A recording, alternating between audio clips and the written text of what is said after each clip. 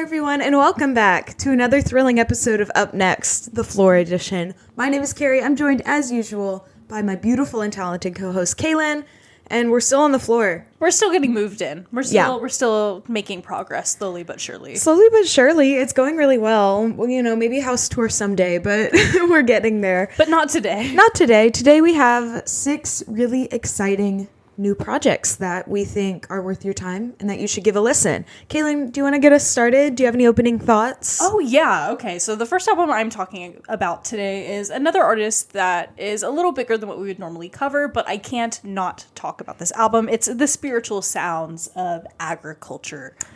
Of course. We love agriculture. This would be like our 3rd album or something we're talking about that they put out. This is the 3rd album we're talking about that they have put out. Okay.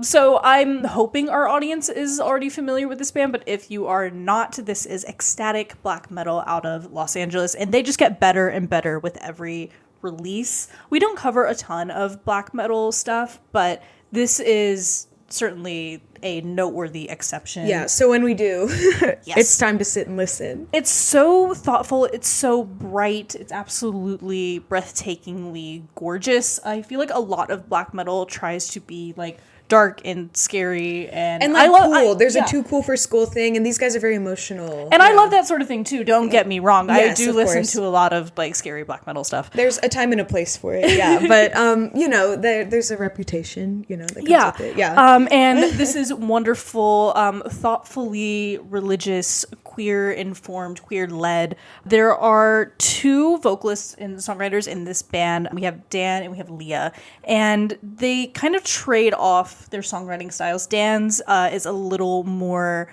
soft-spoken. I guess it tends to be the like shoegazier stuff, the little more ethereal, more dreamlike in his songwriting style. And then Leah's tends to be the more aggressive, cathartic, shaking your fist at God. Why, God, why? Why me? Stuff. Why me? Why me? Why now? Why?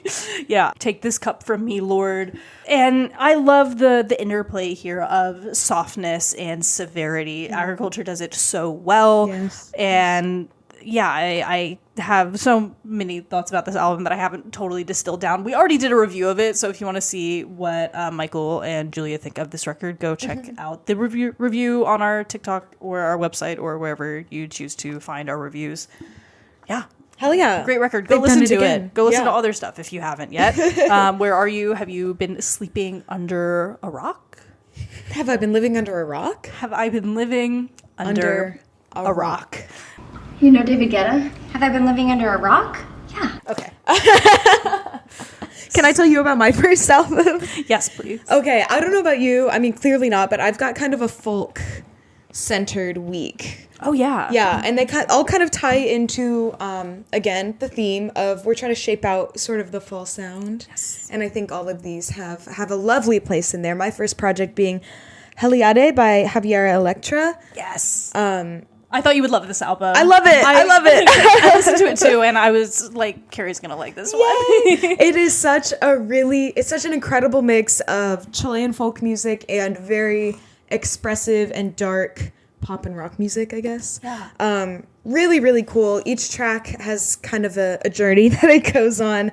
They bloom into like noisier rock moments from these more minimal folk-centered things. Backing vocals and percussion building and everything. It just sort of builds in intensity, and it's really fun. But overall, I would say the project is minimal enough that you can probably like chill to it. Yeah. If a little eerie. Yeah. I love how this album is obviously rooted in traditional Chilean sounds, but is so informed by the current like minimal dark pop trends. It sounds so cutting edge, but with such a awareness of tradition too, that makes it such an impactful and beautiful release. Yeah. There's a lot of space and like maturity about it too, as far as pop music goes, and it's really, really fun. Yeah, loving this album. And this artist is ridiculously underrated. I was shocked to see something with this production value and this artistic vision have something like 2,000 monthly listeners. Oh damn! I didn't look at the monthly listeners before. Yeah. That's crazy. I assumed this was like a very well established, right? Yeah, like maybe used to be in the neoclassical world or whatever. Like that was the vibe I got. Yeah. Okay. Sick. Yeah. Well, okay, being slept on. Y'all got to get into Javiera Electra then. Go listen. Go listen. Tell me about your next album. Yes, my next album that I'm going to talk about, I'll talk about Control Your Soul's Desire for Freedom by HEATHE. So similar to Agriculture, this is also a spiritually informed, heavy record, but this is a little more on the experimental side of things. I mean, Agriculture is experimental compared to like old school black metal or whatever. Right. But this plays around a little more with like post-metal sounds, some industrial sounds, even getting into more like techno stuff. It's very hypnotic and repetitive in a good way too, like thoughtfully repetitive. It uses that repetition to really build up tension and draw you deeper into this massive sound that they're building. There's a little bit of post-hardcore, overall very trance-like and interesting, but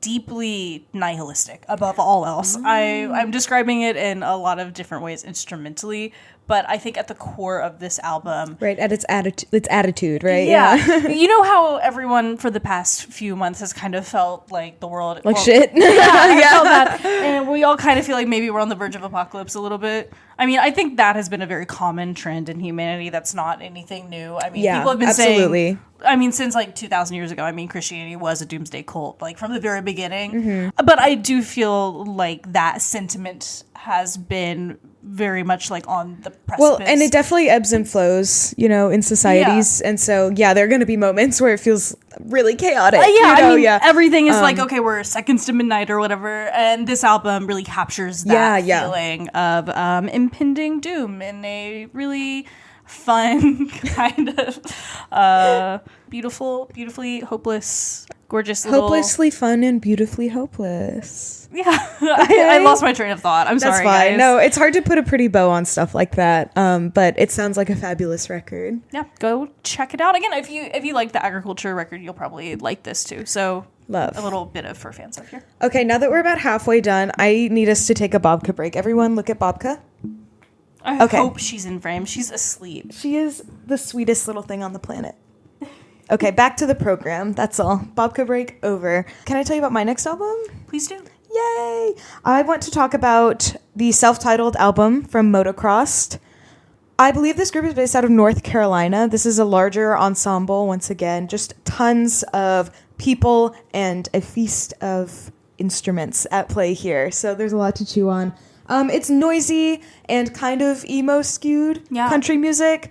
There's also like indie energy that can't be denied. So they're kind of leaning into that gazy country thing, but with a little bit of an emo whine. Yeah. And just listening to the album, I was thinking about how none of those genres, country, emo, and indie, are a monolith. In fact, listeners, fans, and artists in each of them often overlap into each other. Totally. And it's really cool. The song structures and sort of that 3 chords in the truth thing are true of all 3 of those genres, and they're really, really pretty here. Yeah, the songwriting on this record is breathtaking too. I know we've been talking about Shallowater a lot lately. We covered their new album, God's Gonna Give You $1 Million, and this is another great example of if you liked that record, you'll probably like this one too. Yeah. This one isn't quite as slowcore as Shallowater goes for, but it does have similar appeal for the kind of country western. Yes, this one's a little more quirky, a little more bigger ensemble, you know, but super fun. That's kind of all I have to say about it, though. These are our first impressions, and this is probably what I'm least familiar with. But I loved it. I think it's worth your time, but that's all I got to say. It's awesome. Yeah. Okay. The last album that I am talking about is Sickness in the Right/Gulf War Syndrome by the Grey Wolves and Vatican Shadow. This is a split EP. It's actually a collection of like archival sounds from both of these artists. However, I thought it was really interesting because this is a piece of like dark ambient kind of power electronic-y stuff, which is a genre that traditionally uses a lot of war imagery, which often makes me roll my eyes, especially when it's World War II themed, if you know, you know. And it's often done in, let's just say, poor taste. If you don't know, like, read a book. Also. But this album, I think, takes the war art aesthetic in a little bit of a different direction that I don't see a ton of artists doing, in that it specifically covers the Gulf War. And not just the actual warfare itself, but specifically Gulf War syndrome, which I had never heard of until I listened to this album and did more research into it, which is a chronic condition that a lot of soldiers experience when they came back. Something crazy like 2/3 of this really bizarre condition that involves very similar symptoms to IMI or chronic fatigue syndrome. And it's not PTSD. It's not a mental thing. It's just this very specific cluster of symptoms affecting this very small group of people on both sides of the war. And I think it's just another example of the horrors of war that is often not talked about and is often swept under the rug. I mean, obviously, the actual combat is awful, but then you have to live with it, and then you also have to live with this debilitating condition for the rest of your life. A lot of people think it was due to chemical weapons that were used in warfare, or then even they would give soldiers drugs to keep them supposedly safe from the chemical weapons so they wouldn't be affected by them. But then it's but maybe that those sounds drugs, like a scam. Actually triggered this autoimmune thing. Super, super bizarre and really complex subject matter, obviously. And just the horrors of war. It's the cost of a human life. I mean, what it does for economies and countries' power overall. They just decided they can expose people to these conditions, and it's worth it. It's so worth it. It's so worth That's it. That's what allegedly. Yeah, and I like the overall sound of this album too. Of course, it's that good experimental electronic stuff that I love, and I just think it's an interesting take on the genre and the subject matter that we don't often see from artists like this. Slay. Sorry to bring the mood down. No, it's okay. I'm damn, that sucks. Do you wanna bring us home? Maybe. I'm scared now. No, okay. I'm not scared. That just, that's sad. I was gonna say it's a bummer, but it's worse than a bummer. I'd say it's a bummer. Yeah, that's a bummer. I can bring us home, no problem. Okay. I got it. We can talk about Diamond Grove by Weirs. Yes. Weirs? Weirs? Let me know. Oh, Bob knows. Okay, my final album is Diamond Grove by Weirs. This is some experimental old time and folk music. It's also kind of a large ensemble with a ton of instruments, but it's much more centered in straight up folk than the Motocrossed record, which is more of a country twangy thing. Yeah, I feel one time I described something as old time in a rapid fire, and someone misinterpreted, they didn't quite understand, not in a hostile way or anything, but they were just what does that mean?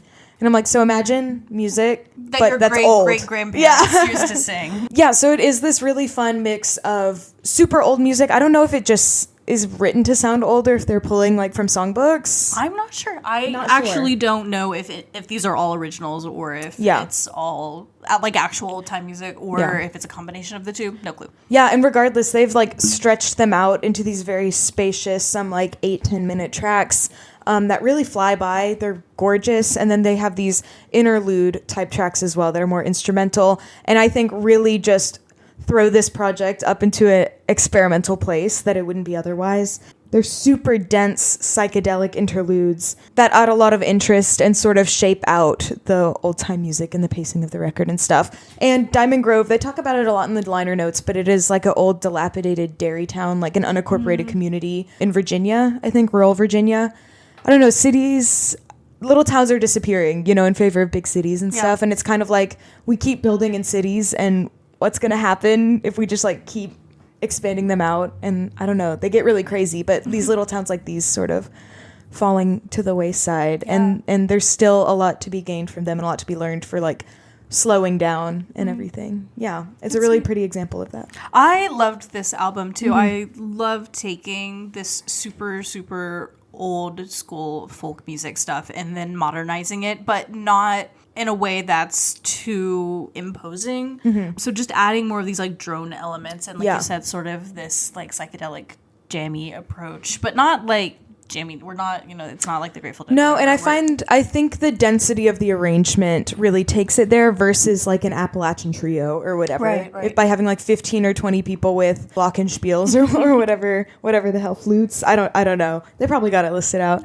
They do. I saw them. I saw the liner notes on this. Let me pull it up really quick because the liner notes list a ton of the instrumentation. Yeah, and it's really fun. On the album, we have Bo Dulcimer.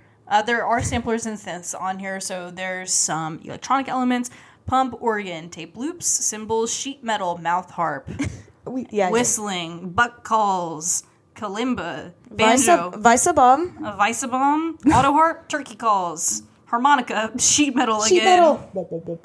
Of course, the fiddle, the banjo, ukulele and pipes. Love it. Ukulele and pipes. You learn something. We find like a new instrument that we've never heard of.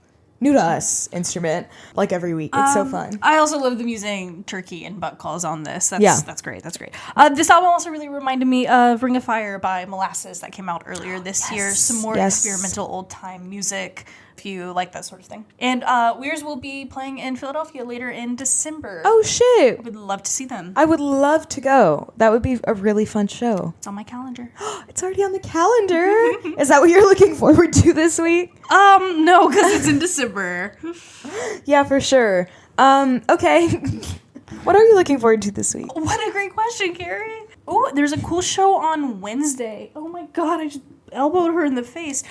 There's a cool show on Wednesday that I'm looking forward to going to. That our friends in Yarga are putting on. Yes, who we met in person very recently. Yes. At a show. Very fun. Yeah, love a Yarga show. Where is it? It's at Nikki Lopez.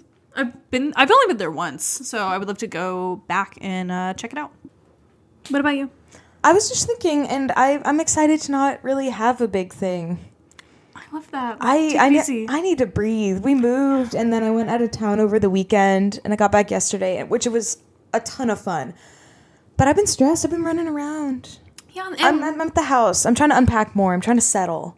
Yeah, we have a lot more unpacking to do. We'd love to get a nice little studio space set up, although this might end up being the studio space, It's kind of nice. We get good light through the window. Yeah, it's cute. It's lovely. Bobka can nap behind us. We just need a proper tripod. I don't know if I love sitting on the floor all the time. Me neither. My I got stuck. Me neither. My poor back. And we have such cool shelving in a beautiful little like shrine space set up right above the couch, just out of frame. Yeah, there's like a shelf, and we got to put like there's prettier corners of the house, but this is not the worst by any means. Yeah, we're figuring it out. Yeah, that's what I'm looking forward to. Aw, figuring it out. And I have a volleyball game tonight, and I want to win. I'm driving to Newark tonight to meet my grandparents. I mean, not to like meet them. I've met my grandparents many times. Is that you? Yeah, dude. No, I'm meeting them for dinner. I'm excited. I found a very old school Italian place that I'm taking them to. I think they're going to love it. I looked at pictures online. It looks like the decor has not been updated since 1972. And all the reviews were like the owner, Angelo, comes out and greets every table, and he brings you like personally like fresh bruschetta. Oh my god. And he's like, I've been running this place since 1972. And you like the food? Yeah. I don't know. So that's great. Hell yeah. I'm excited. Oh my god. What are you trying to order? Lasagna. Yeah, of course. But your grandparents, they're very religious and good Christians, and so they won't be drinking the wine. They won't very be Southern Baptist. Southern Baptist, yeah, not like Catholic on my side of family. Where they would be drinking the wine. Yeah, I'm like, your grandparents are going to order wine at dinner. Anyway, we don't have to get into that. But lasagna with a good red. Ooh. I'll have to just come back and make my lasagna. Have I made? I have made lasagna from scratch once previously. Yeah, and you made the like sauce. You had it sit on the stove for like 5 hours. The bolognese. You made it legit. You tried to make it just like Grandma used to make. The Stofers from the okay. The vegetable Stofers with the crumblies on top. If you know, you know. Wow. Well. Do we do it? Yeah. I feel like. One question, Bobka. What are you looking forward to?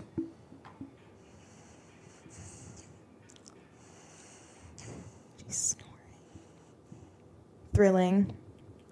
I feel like we went long today. Good job, guys. We did it. Thanks, everyone. Thanks, Comment everyone. your favorite album that we talked about today. Bye. Bye.